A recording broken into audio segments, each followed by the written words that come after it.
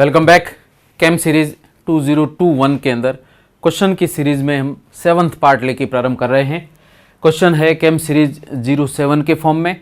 इसमें भी हमने सेलेक्टेड इंपॉर्टेंट क्वेश्चंस लेकर के प्रदर्शित कर रहे हैं और इसमें आप प्रश्न पढ़ने के साथ साथ इसको हल करने की भी कोशिश करें या पॉज करके आंसर को सेलेक्ट करें और उसके बाद में वापस इसका राइट आंसर क्या है वो यहाँ हम बता रहे हैं वो साथ में नोट करते जाएं ताकि आपका टेस्ट भी होता जाएगा और कॉन्फिडेंस भी डेवलप होता रहेगा। तो हम प्रारंभ कर रहे हैं केम सीरीज 07 क्वेश्चन सीरीज के अंदर।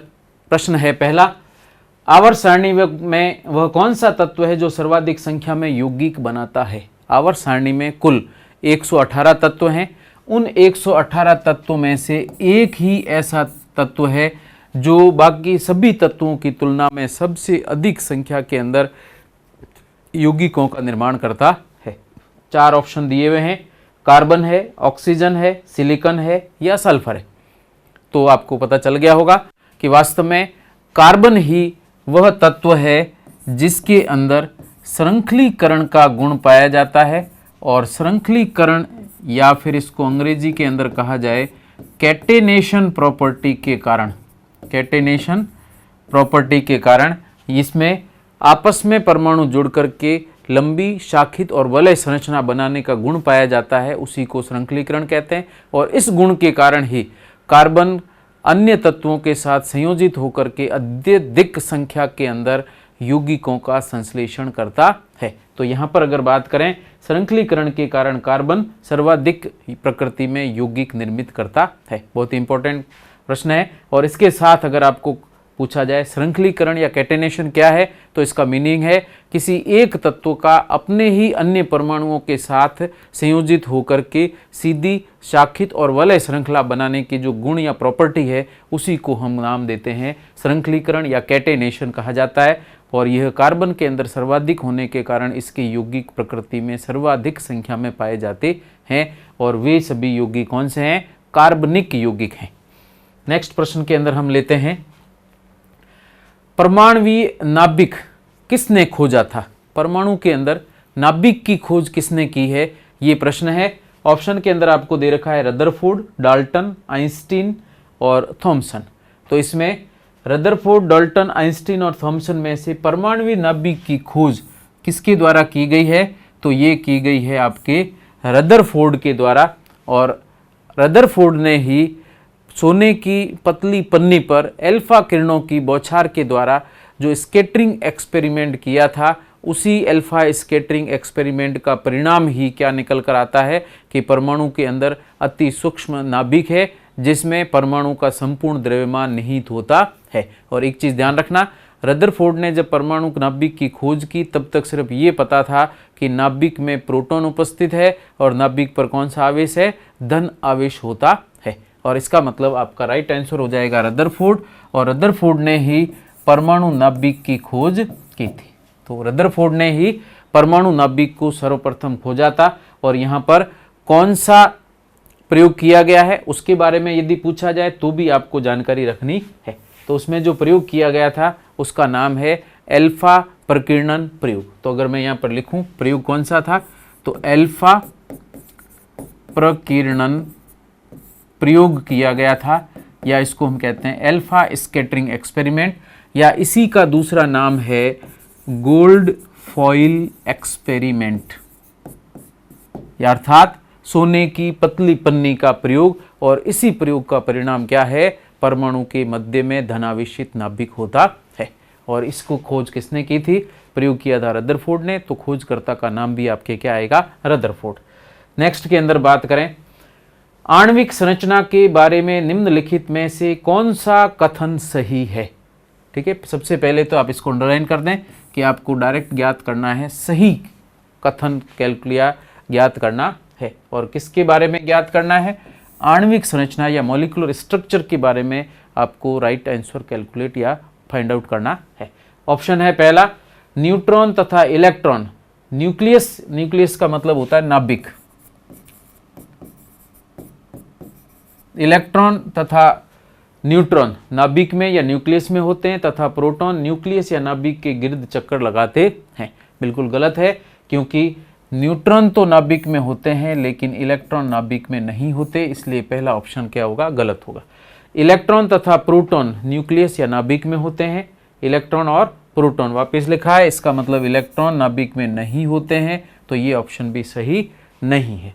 तीसरा है प्रोटॉन तथा न्यूट्रॉन न्यूक्लियस या नाभिक में होते हैं तथा इलेक्ट्रॉन न्यूक्लियस के इर्द चक्कर लगाते हैं। ये बिल्कुल राइट है, अर्थात प्रोटॉन और न्यूट्रॉन न्यूक्लियस के अंदर या नाभिक के अंदर उपस्थित होते हैं, धनावेशित प्रोटॉन और उदासीन न्यूट्रॉन, तथा इलेक्ट्रॉन इसके चारों ओर निश्चित पथ के अंदर परिक्रमण करते हैं, जिसको कि कोश या कक्षा कहा जाता है। अर्थात थर्ड ऑप्शन बिल्कुल करेक्ट है। चौथा भी एक बार देख लें, प्रोटॉन तथा न्यूट्रॉन तथा इलेक्ट्रॉन सभी न्यूक्लियस में होते हैं, ऐसा संभव नहीं है, क्योंकि अगर ऋण और धनावेश एकत्रित हो गए तो ऐसी स्थिति के अंदर नाभिक समाप्त हो जाएगा, इस पर किसी प्रकार का कोई आवेश नहीं रहेगा। तो ऐसी स्थिति के अंदर आपका थर्ड ऑप्शन इसमें जो दिया गया है वो बिल्कुल करेक्ट है। अर्थात नाभिक के अंदर क्या क्या उपस्थित होता है, प्रोटॉन और न्यूट्रॉन नाभिक में रहते हैं, प्रोटॉन पर धनावेश है इसलिए नाभिक धनावेशित होता है, और इलेक्ट्रॉन जो दिए गए हैं ऋण आवेशित कण है, अति सूक्ष्म द्रव्यमान युक्त है और ये नाभिक के चारों ओर परिक्रमण कर रहे हैं, इसलिए स्वतंत्र आवेश के रूप में ये उपस्थित रहता है। नेक्स्ट हम बात करते हैं अगले प्रश्न की। निम्नलिखित युग्मों में से कौन सा सही सुमेलित है? युग्म आपको दे रखे हैं, उसमें जो सही सुमेलित है वह आपको आंसर फाइंड आउट करना है। तो आप यहाँ पे इसको गोला कर दें कि सही सुमेलित पूछा गया है, गलत है उसको हटा देना है। तो पहला आपको दे रखा है समस्थानिक। समस्थानिक का मतलब हो गया आइसोटोप। आइसोटोप में लिखा है समान परमाणु संख्या किंतु भिन्न परमाणु संहति या द्रव्यमान या मास वाले परमाणु, तो बिल्कुल सही है। समस्थानिक किसको कहा जाता है? जिसमें Z निश्चित होता है या फिक्स रहता है, जबकि A यहाँ पर कैसा होता है, भिन्न होता है, तो उसी को हम नाम देते हैं समस्थानिक। तो पहले में सही है समान परमाणु संख्या, तो Z परमाणु संख्या या परमाणु क्रमांक को प्रदर्शित करता है, वो समान रहना चाहिए, लेकिन भिन्न परमाणु संहति, संहति का मतलब है द्रव्यमान, और यहाँ पर हम द्रव्यमान संख्या के रूप में इसको प्रदर्शित करते हैं, तो पहला ऑप्शन बिल्कुल राइट है।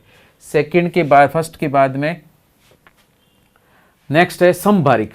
समान द्रव्यमान संख्या किंतु भिन्न परमाणु संख्या वाले परमाणु, तो यहाँ पर A क्या है, समान, जबकि भिन्न परमाणु संख्या अर्थात Z कैसा है, भिन्न है। तो ऐसी स्थिति में इसी को हम समस्थानिक कहते हैं, तो सेकंड ऑप्शन भी आपके राइट है। थर्ड में दिया गया सम न्यूट्रॉनिक या आइसोटोन। आइसोटोन किसके लिए है? समान द्रव्यमान संख्या, द्रव्यमान संख्या समान किंतु भिन्न परमाणु संख्या वाले परमाणु, तो समान द्रव्यमान संख्या और भिन्न परमाणु संख्या सबसे पहले वाले में दे रखा है जो समस्थानिक के लिए है। सम न्यूट्रॉनिक के लिए ये गलत है। तो सम न्यूट्रॉनिक किसको कहते हैं? जिसमें न्यूट्रॉन की संख्या क्या रहती है, अलग अलग परमाणुओं में समान रहती है, जबकि A और Z कैसा होता है, भिन्न होता है, उन्हीं को हम सम न्यूट्रॉनिक कहते हैं। जबकि यहाँ पर समान द्रव्यमान संख्या लिखा है तो गलत है, इसलिए स यहाँ पर दिया गया ये सही सुमेलित नहीं है। उसके आधार पर आप आंसर फाइंड आउट करें, कुट नीचे दे रखे हैं, उसी के अनुसार आंसर फाइंड आउट करना है। तो आपकी पहला अ और ब दोनों सही है, जबकि स गलत है, तो आपका राइट आंसर हो जाएगा तीसरा। केवल अ और ब इसमें सही है क्योंकि ऊपर सही सुमेलित ही पूछा है। उसके बाद में नेक्स्ट प्रश्न की बात करें, निम्न में सम न्यूट्रॉनिक समूह है। तो वापस ध्यान दें, सम न्यूट्रॉनिक किसको कहा जाता है?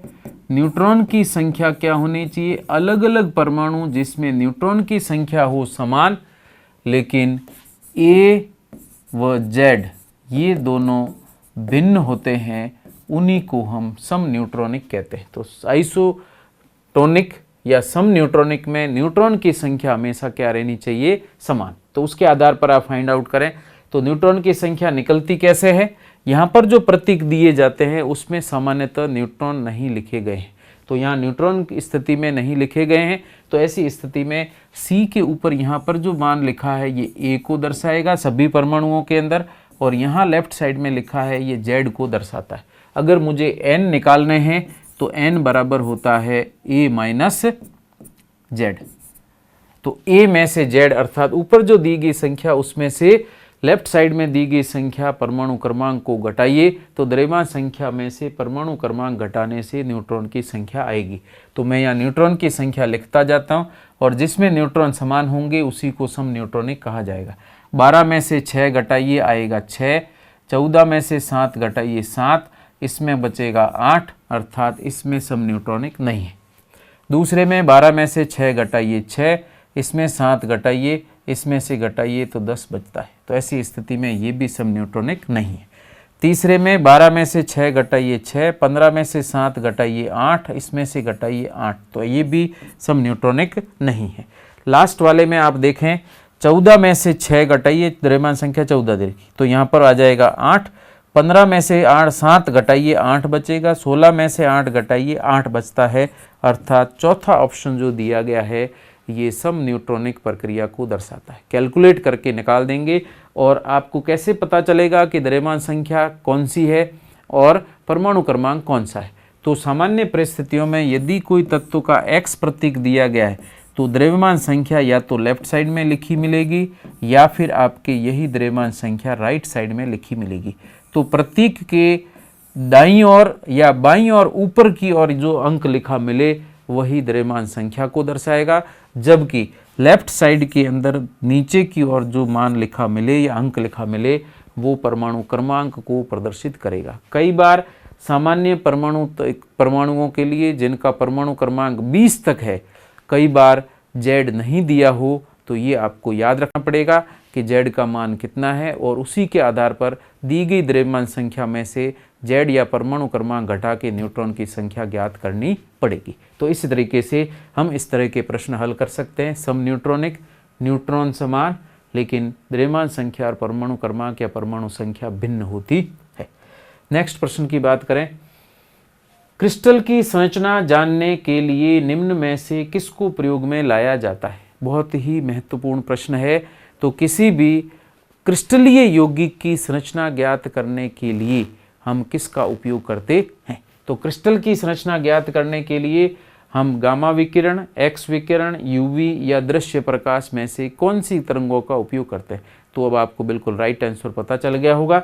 नाम प्रक्रिया से पता चलता है कि इसमें सामान्यतः हम ब्रेग और ब्रेग समीकरण के अंदर जो डी या जो थीटा कोण हम प्रदर्शित करते हैं या जो विकिरण यूज करते हैं उसमें एक्सरे तरंगों का उपयोग किया जाता है। और एक्सरे तरंगें क्रिस्टलीय संरचना ज्ञात करने के लिए इसलिए काम में ली जाती है कि क्रिस्टलीय संरचनाओं में जो परमाणुओं के मध्य की दूरी या जो तलों के मध्य की दूरी है वह दूरी इस विकिरण की तरंग दैर्ध्य के बराबर होने के कारण इन्हीं विकिरणों का उपयोग क्रिस्टल संरचना निर्धारित करने के लिए किया जाता है। और इसीलिए यहाँ पर आपका राइट आंसर होगा एक्स किरणें। और एक्स किरणों की सहायता से ही हम ज्ञात कर सकते हैं कि क्रिस्टल की संरचना क्या है। तो इस तरीके से हम इसको प्रदर्शित करेंगे। तो नेक्स्ट प्रश्न आता है, वे कौन से तत्व हैं जो कमरे के तापमान और मानक दाब पर द्रव हैं। बहुत सिंपल प्रश्न है। स्टैंडर्ड टेम्परेचर और स्टैंडर्ड प्रेशर की पोजीशन में या परिस्थितियों के अंदर कौन से तत्व हैं जो द्रव अवस्था में पाए जाते हैं। ये तत्व है जो कमरे के ताप और मानक दाब की परिस्थिति में द्रव या लिक्विड स्टेट में होने चाहिए। तो उसमें आपके आंसर आ जाएगा यहाँ पर कौन सा, वो आप चेक कर लें कौन सा होगा। हीलियम गैस अवस्था में होता है, पारा द्रव अवस्था में होता है, क्लोरीन गैस अवस्था में होता है और ब्रोमीन है ये द्रव अवस्था में होता है। पारा मात्र धातु तत्व है जो द्रव अवस्था में पाया जाता है, जबकि ब्रोमीन मात्र अधातु तत्व है जो द्रव अवस्था में पाया जाता है। और ये दो ही हैं जो धातु और अधातु के रूप में द्रव अवस्था में पाए जाते हैं कमरे के ताप और मानक दाब की परिस्थितियों में। तो ऐसी स्थिति में नीचे दिए गए कुट के आधार पर आंसर निकालें तो बी और डी राइट आंसर है। इसका मतलब तीसरा ऑप्शन बिल्कुल करेक्ट और राइट है। उसके बाद में नेक्स्ट प्रश्न लेते हैं, यदि किसी प्रारूपिक द्रव्य का प्रतिरोध अकस्मात गिरकर शून्य हो जाता है। अच्छी तरह से ध्यान रखना, किसी प्रारूपिक द्रव्य का विद्युत प्रतिरोध अकस्मात गिर करके कितना हो जाए, 0 हो जाए, तो उस द्रव्य का या वह द्रव्य क्या कहलाता है। तो ध्यान रखना, अगर विद्युत प्रतिरोध शून्य हो जाता है तो उसकी चालकता अत्यधिक हो जाएगी, क्योंकि चालकता प्रतिरोध का व्युत्क्रम है। ऐसी स्थिति में दिया गया द्रव्य या पदार्थ अति चालक या सुपर कंडक्टर हो जाएगा। तो ऐसी स्थिति में यहाँ पर आप ऑप्शन देख सकते हैं, अति चालक या इसी को हम सुपर कंडक्टर कहते हैं। तो सुपर कंडक्टर में परिवर्तित हो जाएगा या अति चालक में परिवर्तित हो जाता है। अर्थात जैसे कई बार टेम्परेचर घटाने के बाद भी प्रारूपिक द्रव्य में प्रतिरोध गिरता है, तो एक एग्जाम्पल आप ध्यान रखें, इसमें धात्विक चालक जितने भी हैं उन धात्विक चालकों का ताप जैसे जैसे गिरता है या घटता है, उसके साथ साथ उनकी प्रतिरोध के अंदर कमी होती है तथा चालकता में वृद्धि होती है। तो ऐसी स्थिति के अंदर अति न्यून ताप पर जो धातुएं दी गई है वे धातुएं हमेशा ही सुपर कंडक्टर की तरह कार्य करती है। बहुत इंपॉर्टेंट है, ये ध्यान रखना। तो प्रतिरोध शून्य तो चालकता अत्यधिक, ऐसे पदार्थों को हम अति चालक या सुपर कंडक्टर कहते हैं। और धात्विक चालकों में ताप न्यूनतम कर दिया जाए तो एक निश्चित ताप पर जाकर के धातुएं सुपर कंडक्टर या अति चालक में परिवर्तित हो जाती। नेक्स्ट प्रश्न की बात करें, भारी पानी को ऐसा इसलिए कहते हैं, अर्थात भारी पानी को भारी कहते हैं क्यों? क्योंकि ऑप्शन आप देखें, भारी पानी को भारी पानी या हेवी वाटर क्यों कहा जाता है? पहला, इसमें अनेक ऐसे लवण पाए जाते हैं जैसे समुद्र के पानी में मिलते हैं। बिल्कुल गलत है, तो ये भारी पानी के लिए प्रक्रिया नहीं आती है। यह पारा संदूषित पानी है, गलत है, तो ये भी आपके भारी पानी को भारी पानी कहने के लिए पारे के संदूषण इसमें होना चाहिए, ऐसा नहीं होता। तीसरा है, ये अस्पतालों में प्रयुक्त होने वाला लवणीय पानी है या जल है, तो ये भी ऑप्शन गलत है, तो यहाँ पर तीसरा भी नहीं है। चौथे में, इस पानी में हाइड्रोजन का अपेक्षाकृत भारी समस्थानिक, बिल्कुल राइट है, जो कि कौन सा है? ड्यूटेरियम विद्यमान होता है। तो चूंकि इसमें हाइड्रोजन का भारी समस्थानिक ड्यूटेरियम होने के कारण ही इसे हम भारी पानी कहते हैं, और भारी पानी का सूत्र होता है D2O।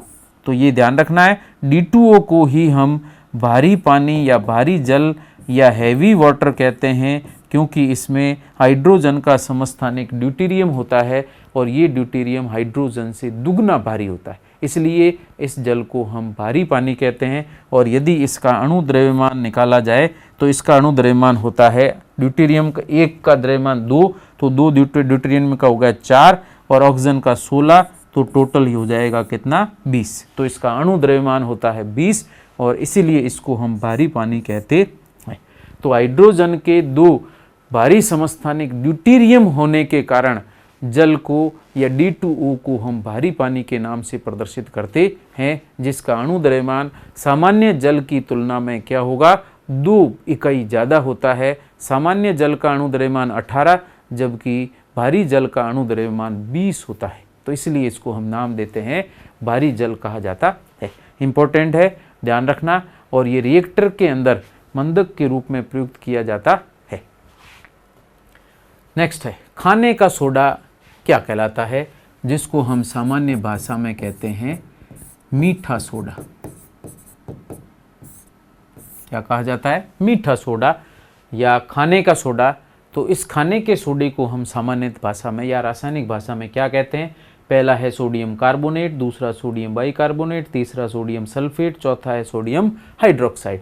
तो इसमें मैं सूत्र लिख देता हूँ, सोडियम कार्बोनेट Na2CO3 होता है, सोडियम बाइकार्बोनेट NaHCO3 होता है, सोडियम सल्फेट तो Na2SO4 होता है,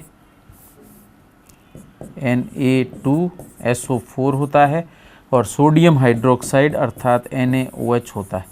और इसमें सोडियम बाइकार्बोनेट को ही हम मीठा सोडा या खाने का सोडा कहते हैं, जो कि पकोड़े या दाल के बड़े वगैरह बनाते समय या ब्रेड बनाते समय हम इसको आटे के अंदर मिक्स करते हैं, या जो दाल है उसके अंदर मिक्स करते हैं पीसी हुई दाल में। और यही सोडियम बाइकार्बोनेट तलते समय या गर्म करते समय या अपघटन की प्रक्रिया के अंदर कार्बन डाइऑक्साइड उत्पन्न करता है, और यही कार्बन डाइऑक्साइड उस आटे के अंदर विभिन्न तरह से फूलने की प्रक्रिया को प्रदर्शित करता है, या फूलने की प्रक्रिया इसी कार्बन डाइऑक्साइड के उत्पन्न होने के कारण संपन्न होती है। तो आपका राइट आंसर हो जाएगा खाने का सोडा कहते हैं सोडियम बाइकार्बोनेट को। इसके अलावा सोडियम कार्बोनेट और साथ में अगर 10 H2O दिया गया हो तो इसको हम कहते हैं धावन सोडा। क्या कहा जाता है? धावन सोडा कहते हैं। इसके अलावा सोडियम सल्फेट, ये सामान्यतः सिंपल प्रक्रिया में सामान्यतः यूज नहीं होता है, जबकि सोडियम हाइड्रोक्साइड है ये साबुन बनाने के लिए प्रयुक्त होता है, कपड़े धोने का साबुन, और इसको हम कहते हैं कास्टिक सोडा। क्या कहा जाता है? कास्टिक सोडा कहते हैं। जबकि NaHCO3 यहाँ पर खाने का सोडा या मीठा सोडा के नाम से प्रदर्शित किया जाता है। इसको हम एक और नाम से प्रदर्शित करते हैं, वो भी ध्यान रखना, इसे हम बेकिंग सोडा भी कहते हैं। क्या कहते हैं? बेकिंग सोडा भी कहा जाता है। तो ये दोनों नाम आपको ध्यान रखने हैं, खाने का सोडा, मीठा सोडा या बेकिंग सोडा, तीनों ही सोडियम बाइकार्बोनेट को कहा जाता है। बेकिंग पाउडर अलग चीज़ है, हम बात कर रहे हैं बेकिंग सोडा की। नेक्स्ट बात करते हैं अगले प्रश्न में, मधुमक्खी के डंक में क्या होता है? मधुमक्खी के डंक में अर्थात डंक लगने के बाद में जो जलन होती है वह जलन कौन से तरल या द्रव की वजह से होती है? उसमें से आपको ऑप्शन फाइंड आउट करना है। अम्लीय तरल होता है, लवणीय जल तरल होता है, क्षारीय तरल होता है या संक्षारक तरल होता है? तो इसमें बिल्कुल राइट आंसर है, आपको पता भी है कि अम्लीय तरल होता है और मधुमक्खी के डंक में अम्ल के रूप में HCOOH या जिसको कहते हैं फॉर्मिक एसिड होता है, और उसी एसिड की वजह से तीव्र जलन उत्पन्न होती है डंक लगने के बाद में। तो इसका मतलब अम्लीय तरल के कारण मधुमक्खी के डंक लगने पर तीव्र जलन उत्पन्न होती है, जिसका सूत्र है HCOOH, या इसी को हम कहते हैं फॉर्मिक एसिड, या इसी को IUPAC के अंदर मैथेनोइक अम्ल कहा जाता है। मैथेनोइक एसिड मैं यहाँ लिख देता हूँ, ध्यान रहेगा, मैथेनोइक एसिड, मैथेनोइक अम्ल, ये इसी का नाम है और फॉर्मिक एसिड के लिए शब्द काम में लिया जाता है। अगला प्रश्न है ट्रिटियम। ड्यूटेरियम। ध्यान रखना, हाइड्रोजन के 3 समस्थानिक होते हैं, जिसमें से पहला समस्थानिक है हाइड्रोजन 1, दूसरा है ड्यूटेरियम और तीसरा है ट्रिटियम। तो ध्यान रखना, प्रोटियम, ड्यूटेरियम और ट्रिटियम 3 समस्थानिक हैं। उनमें से यहाँ पर ट्रिटियम की बात कर रहे हैं, जिसका प्रतीक है कैपिटल T। T में प्रोटॉन और न्यूट्रॉन की संख्या क्रमशः कितनी होती है? तो मैं यहाँ तीनों समस्थानिक लिखता हूँ, H1, H2, H3। इसी को लिखा जाता है हाइड्रोजन, इसको कहते हैं ड्यूटेरियम, इसको कहते हैं ट्रिटियम। तो प्रोटियम, ड्यूटेरियम, ट्रिटियम के नाम से इसको प्रदर्शित करते हैं। इनमें ऊपर जो संख्या लिखी है ये आपको पता है या दी गई है, और उसके बाद में नीचे जो यहाँ संख्या मैंने लिखी ये परमाणु क्रमांक है। और ऐसी स्थिति में अगर मुझे न्यूट्रॉन की संख्या ज्ञात करनी हो तो सबसे पहले तो Z लिख देना, जो कि प्रोटॉन की संख्या के बराबर है, और चूंकि समस्थानिक है तो तीनों में प्रोटॉन की संख्या क्या होगी? बराबर।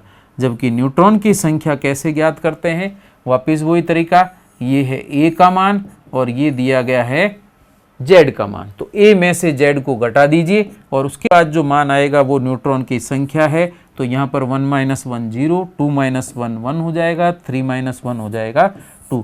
तो यहाँ पर ट्रिटियम के अंदर आप देख सकते हैं प्रोटॉन की संख्या 1 और न्यूट्रॉन की संख्या कितनी है? 2।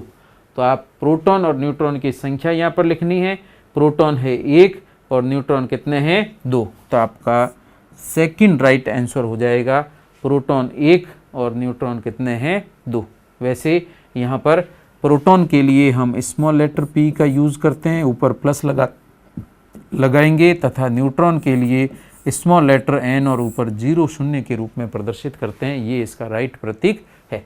फिर भी चूंकि वहाँ ब्रैकेट में दे रखा है तो न्यूट्रॉन N के प्रतीक के रूप में और प्रोटॉन P के रूप में है, इसलिए यहाँ पर कैपिटल P बराबर 1 हो जाएगा और कैपिटल N बराबर कितना होगा? 2, और ऑप्शन हो जाएगा कौन सा? सेकंड। और एक चीज़ और ध्यान रखना, ट्रिटियम हाइड्रोजन का वह समस्थानिक है जो रेडियो सक्रिय प्रकृति का होता है। तो ध्यान रखना है, तो तीनों में से कौन सा समस्थानिक रेडियो सक्रिय है? तो हाइड्रोजन का समस्थानिक ट्रिटियम ही रेडियो सक्रिय प्रकृति का होता है। नेक्स्ट प्रश्न के अंदर चलते हैं। जीवाश्म की आयु कार्बन के दो समस्थानिकों के अनुपात का निर्धारण कर मालूम की जाती है।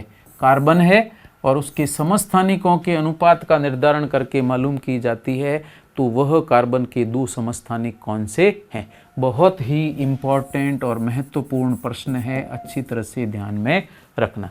तो यहाँ पर कार्बन के दो समस्थानिक, वैसे तो आपको ध्यान है कार्बन 14 की सहायता से हम किसी भी जीवाश्म की आयु निर्धारित करते हैं, तो कार्बन 14 तो ध्यान है, लेकिन उसके साथ में किसका अनुपात लेकर के हम यहाँ पर आयु निर्धारित करते हैं। तो जीवाश्म की आयु कार्बन के दो समस्थानिकों के अनुपात का निर्धारण कर मालूम की जाती है, तो वो दूसरा समस्थानिक कौन सा है जो कार्बन 14 के साथ में होता है। तो सबसे पहले तो जहाँ पर कार्बन 14 नहीं दिया गया है उसको हटा दीजिए, ये दोनों ऑप्शन नहीं है। बाकी बचा C13 और C14 और C12 और C13। तो यहाँ आपको ध्यान रखना है कार्बन का सामान्य समस्थानिक C12 होता है और इसी का रेडियो सक्रिय समस्थानिक जो C14 है वो होता है। तो यहाँ पर C12 और 14 के अनुपात से ही हम जीवाश्म की आयु निर्धारित करते हैं। तो यहाँ पर आपका राइट आंसर होगा कौन सा, तीसरा। कार्बन 12 और कार्बन 14 के अनुपात की सहायता से ही हम जीवाश्म की आयु का सही निर्धारण करते हैं और इसे हम क्या नाम देते हैं, इसे कहा जाता है कार्बन काल निर्धारण विधि। कार्बन काल निर्धारण विधि कहते हैं, जिसमें C12 और 14 के अनुपात की सहायता से हम जीवाश्म की आयु ज्ञात करते हैं। और जीवाश्म कौन से, जीवों के अश्म या उनके जो अवशेष बचे हुए हैं, अर्थात कार्बनिक पदार्थ हैं उसके जो अवशेष बचे हुए हैं, जो सजीवों के अवशेष बचे हुए हैं, उन्हीं की आयु हम इससे निर्धारित करते हैं। निर्जीव की आयु इससे निर्धारित नहीं होती है। तो इसका राइट आंसर हो जाएगा नंबर 3। और निर्धारण विधि को हम कार्बन काल निर्धारण विधि या C14 कार्बन काल निर्धारण विधि के नाम से प्रदर्शित करते हैं। समस्थानिक C14 काम आता है, अनुपात दोनों का लिया जाता है। अगला है सीसा। लेड पेंसिलों के निर्माण में निम्नलिखित में से किसका प्रयोग होता है। वैसे सीसा पेंसिल सामान्य शब्द है, ये लेड पेंसिल ने लीड पेंसिल कही जाती है। लीड लंबी लीड के रूप में होता है, इसलिए इसको लीड पेंसिल कहते हैं। सही शब्द है लीड पेंसिल, जबकि सीसा यहाँ पे गलत शब्द है।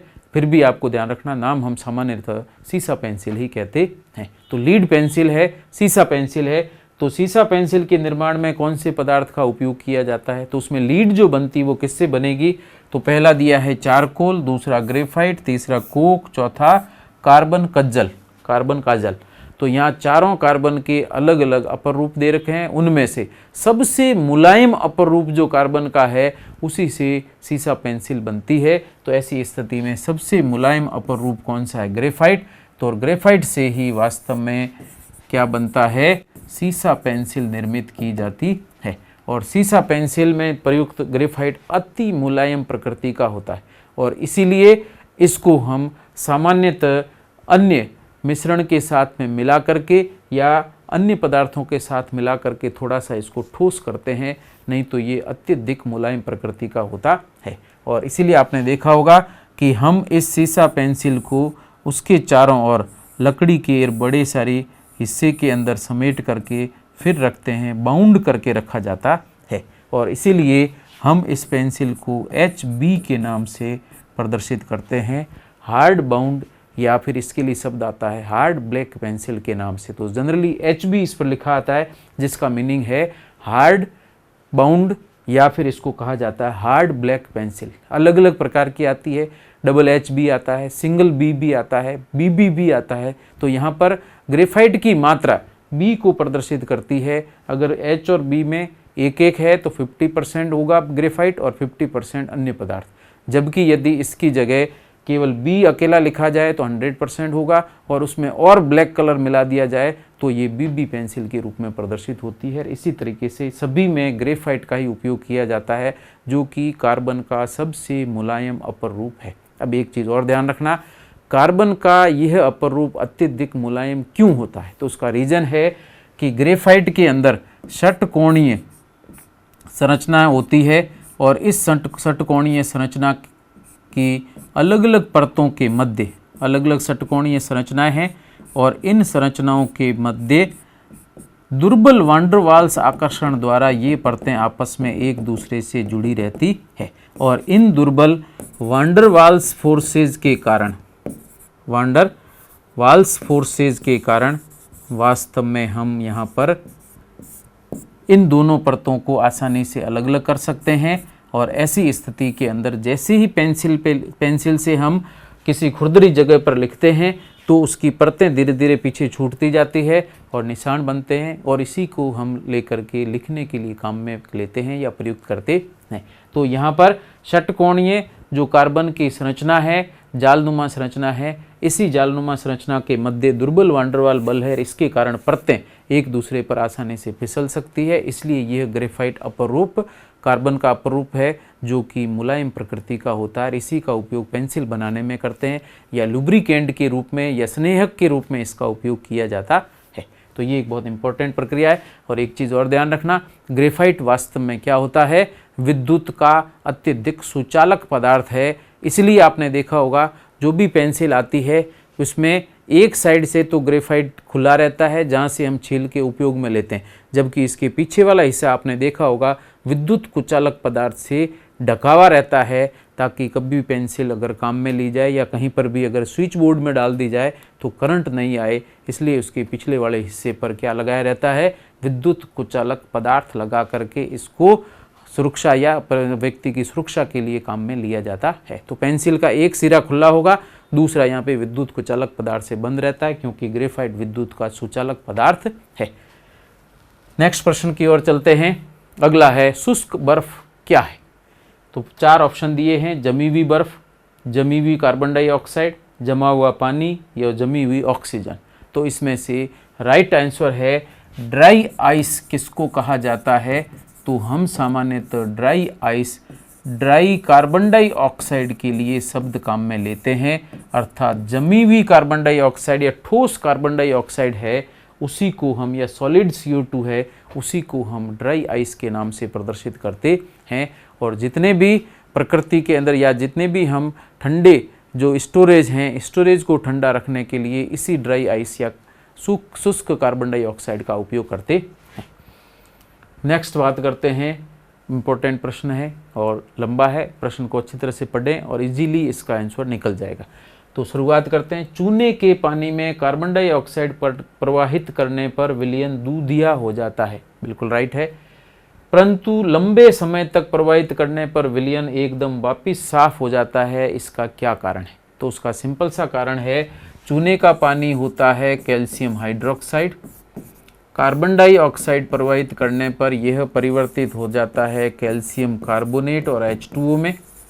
और इसके अलावा ये कैल्शियम कार्बोनेट है, ये पानी में अघुलनशील होने के कारण विलयन के अंदर या उस द्रव के अंदर धुंधलापन या सफ़ेदी उत्पन्न करता है, मिल्कीनेस उत्पन्न करता है, दूधियापन उत्पन्न करता है। तो कैल्शियम कार्बोनेट अघुलनशील होने के कारण दूधियापन उत्पन्न करता है।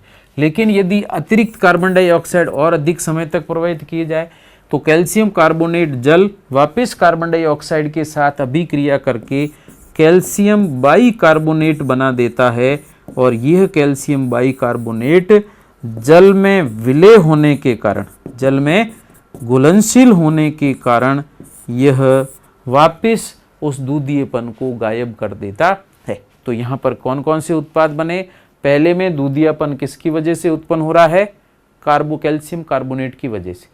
और लंबे समय तक प्रवाहित करने पर विलयन साफ क्यों हो जाता है, कैल्शियम बाइकार्बोनेट जल में घुलनशील यौगिक बनने के कारण।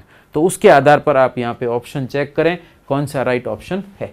पहला मैं पढ़ रहा हूँ, और अधिक कार्बन डाइऑक्साइड प्रवाहित करने पर प्रारंभ में बना कैल्शियम कार्बोनेट घुलनशील कैल्शियम बाइकार्बोनेट में रूपांतरित हो जाता है। बिल्कुल राइट आंसर है और पहला ही आपका सही आंसर हो जाएगा। जबकि मैं अगले ऑप्शन पढ़ता हूँ, अभिक्रिया उत्क्रमणीय है और चूने का पानी फिर से बन जाता है। बिल्कुल गलत, उत्क्रमणीय अभिक्रिया नहीं है। इसके अलावा और अधिक कार्बन डाइऑक्साइड प्रवाहित करने पर प्रारंभ में बना कैल्शियम बाइकार्बोनेट गलत है, प्रारंभ में बनता है कैल्शियम कार्बोनेट जो बाइकार्बोनेट में बदलता है। चौथा है प्रारंभ में बना अघुलनशील यौगिक, सही है। कार्बोनिक अम्ल में घुलनशील हो जाता है, बिल्कुल गलत है। कार्बोनिक अम्ल होता है H2CO3 को कार्बोनिक एसिड कहते हैं। H2CO3 को कार्बोनिक एसिड कहा जाता है और उसमें घुलनशील है, जो कि गलत है। तो ऐसी स्थिति में आपके पास में केवल एक ही ऑप्शन सही है, उसकी रासायनिक अभिक्रिया भी आपको ध्यान में रखनी। पहले बनेगा कैल्शियम कार्बोनेट, जल में अघुलनशील होने के कारण दूधियापन उत्पन्न करता है।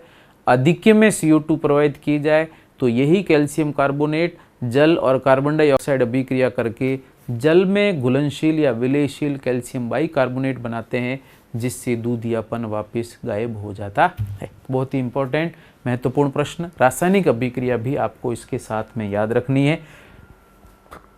नेक्स्ट प्रश्न की बात करते हैं। गोताखोरों द्वारा गहरे समुद्र में सांस लेने के लिए ऑक्सीजन के साथ किस गैस को मिश्रित किया जाता है? तो कृत्रिम श्वसन के रूप में गोताखोर के द्वारा ऑक्सीजन के साथ एक गैस मिश्रित करके कृत्रिम श्वसन के या श्वसन के रूप में प्रयुक्त की जाती है। तो वहाँ पर अतिरिक्त गैस जो मिश्रित की जा रही वो कौन सी है? 4 ऑप्शन दिए, हीलियम, नाइट्रोजन, जिनॉन और अमोनिया।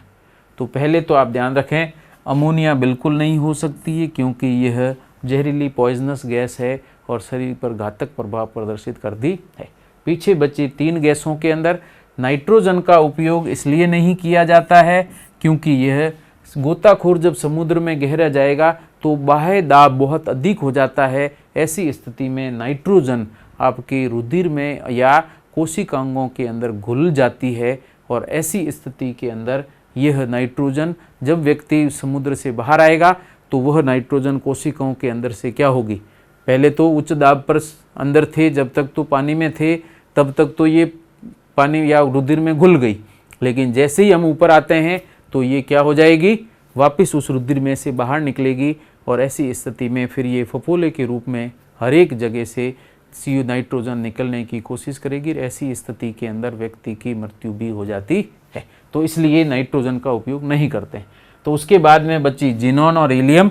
तो जिनॉन और हीलियम में से हम केवल हीलियम का उपयोग करते हैं, जो कि अति उच्च दाब पर भी जो रुधिर के अंदर घुलती नहीं है। श्वसन में ली जाएगी लेकिन रुधिर में नहीं घुलेगी, तो फेफड़ों से ही वापस बाहर आ जाएगी और ऐसी स्थिति में हम हीलियम और ऑक्सीजन का मिश्रण काम में लेते हैं। बहुत ही महत्वपूर्ण है।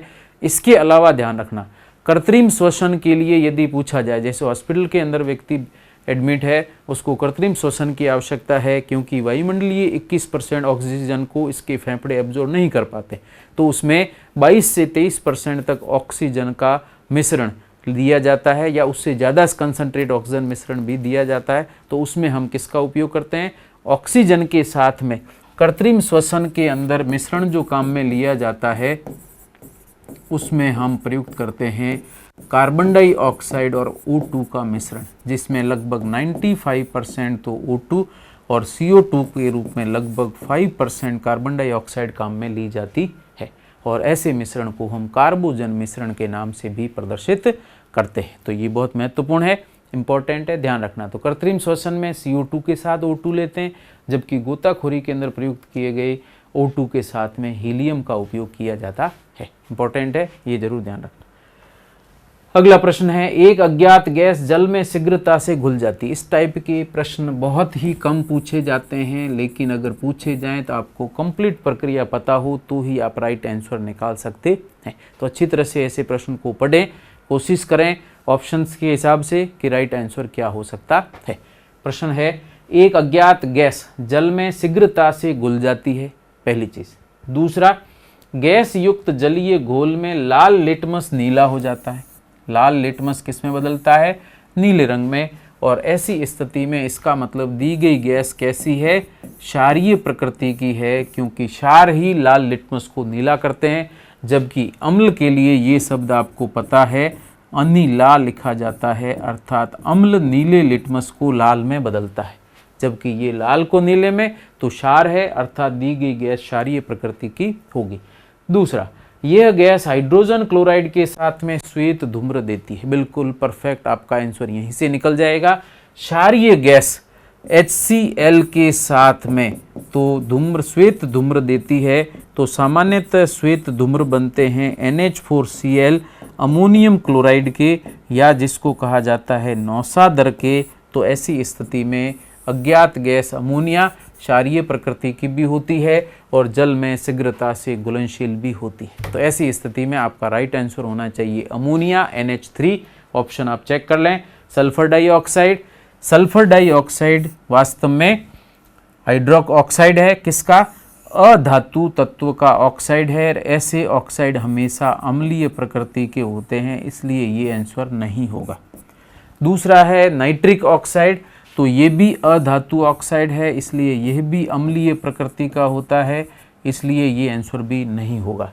तीसरा है अमोनिया, बिल्कुल राइट आंसर है, ये NH3 होगा। इसी को हम नाम देते हैं एजेन कहा जाता है। और लास्ट में है कार्बन मोनोऑक्साइड। कार्बन मोनोऑक्साइड जल में अविलेय होती है, ये जरूर ध्यान रखना, ये जल में नहीं घुलती है, लेकिन कार्बन डाइऑक्साइड घुल जाती है। ठीक है, कार्बन डाइऑक्साइड जल में घुल करके H2CO3 कार्बोनिक एसिड बनाती है, जबकि कार्बन मोनोऑक्साइड जल में अविलेय है, इसलिए ये ऑप्शन नहीं होगा। तो आपका राइट आंसर होता है अमोनिया। और उसकी अतिरिक्त सूचना भी आपको ध्यान में रखनी है, बहुत महत्वपूर्ण है। और अमोनिया निर्माण की जो औद्योगिक विधि है, उस विधि को हम क्या नाम देते हैं? उसे हेबर विधि कहा जाता है, ये भी ध्यान रखना, जिसमें नाइट्रोजन और हाइड्रोजन के संयोजन से अमोनिया का निर्माण किया, संश्लेषण किया जाता है, उसे हेबर विधि कहा गया है। लास्ट प्रश्न है अति मुलायम खनिज, जिसको टाल्क या सोप स्टोन या जैसे हम बॉडी के ऊपर लगाने के लिए टेल्कम पाउडर काम में लेते हैं, तो वहाँ पर टेल्क या सोप स्टोन का उपयोग किया जाता है। टेल्क या टेल्कम पाउडर जो हम काम में लेते हैं, ये इस रूप में प्रदर्शित किया जाता है। इसी से बना टेल्कम पाउडर जो कि हम बॉडी पर लगाने के लिए प्रयुक्त करते हैं, खुशबूदार पाउडर, वही टेल्कम पाउडर है। सोप स्टोन उसमें अत्यधिक मात्रा में होता है, और क्योंकि सोप स्टोन बिल्कुल मुलायम प्रकृति का होता है, हाथ लगाने पर साबुन की तरह एकदम चिकना होता है, और इसी का उपयोग हम टेल्कम पाउडर के रूप में करते हैं। तो अति मुलायम खनिज टाल्क, सोप स्टोन मुख्यतः क्या है? एक और चीज़ ध्यान रखना, कठोरता स्केल जो है, मोह स्केल होती है, उस मोह स्केल के अंदर टेल्कम पाउडर जो है इसको 0 अंक दिया गया है। इसका मतलब इससे मुलायम कोई अन्य पदार्थ नहीं है। सबसे अधिक मुलायम किसको माना जाता है? इसी सोप स्टोन को प्रदर्शित किया जाता है। तो इसमें क्या होता है? Manganese silicate, sodium silicate, sodium phosphate, magnesium silicate. तो बिल्कुल राइट आंसर है मैग्नीशियम सिलिकेट आधिक्य के रूप में उपस्थित होता है MgSiO3, और इसके अलावा इसमें निकल, आयरन और एल्यूमिनियम भी होता है, जबकि मुख्य खनिज के रूप में मैग्नीशियम सिलिकेट उपस्थित होगा, और इसी को हम टेल्कम पाउडर या सोप स्टोन कहते हैं। तो इसी के साथ अपना ये नेक्स्ट क्विज़ या जो क्वेश्चन कैम सीरीज़ है ये कंप्लीट होता है, और इसमें हमने बहुत ही महत्वपूर्ण एग्ज़ाम्स के अंदर पूछे गए जनरल साइंस के जो प्रश्न हैं उन प्रश्नों को लेकर के आपको प्रदर्शित किया, और इस प्रश्नों को आप अच्छी तरह से याद करें, 1-2 बार ज़रूर देखें, जिससे कि ये प्रश्न आपको अच्छी तरह से याद रह जाए। और इसके अतिरिक्त जो पास की सूचना है वो भी हमने दी है, ताकि अगर इससे रिलेटेड प्रश्न भी बनता है तो उसको भी हम आसानी से सरल कर सकें। Thank you so much.